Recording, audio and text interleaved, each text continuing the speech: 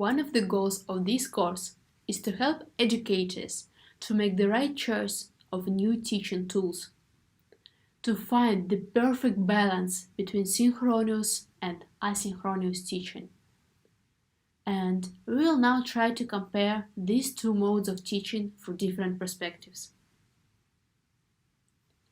Course content delivery, involvement of learners and motivation, simultaneous work on the course or project, instruments needed to support the course, students' feedback, course documentation, administration of teaching, enrollment, graduation, and so on, economic aspects of teaching, soft skills raised through the course, and finally, assistantship required or needed.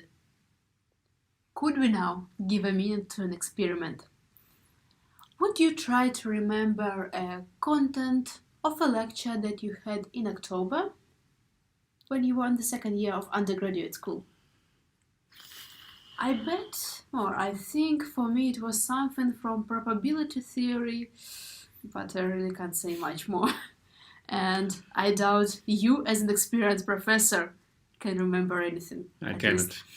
At least I can't as well. Even more, the survey shows that only 10% of the lecture content is remembered straight after the class. So the question is, where does the remaining 90% go?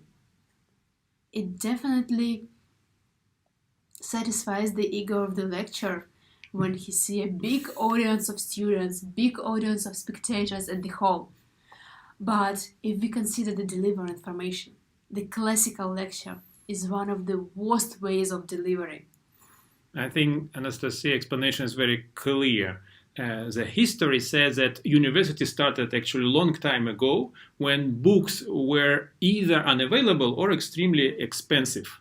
So the teaching was actually a form of dictating of teacher who had the book to students who did not have. So they had to prepare their own copy.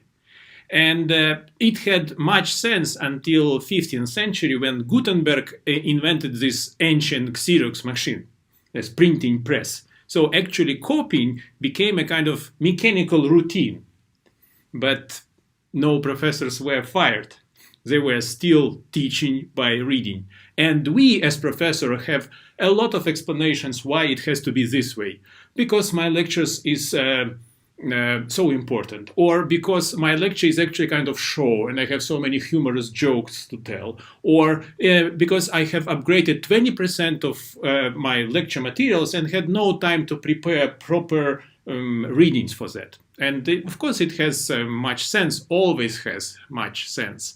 But in the time of fingertips accessibility of any piece of information, it seems not so eco-friendly to make moving 100 people to a specific place just to tell them the story.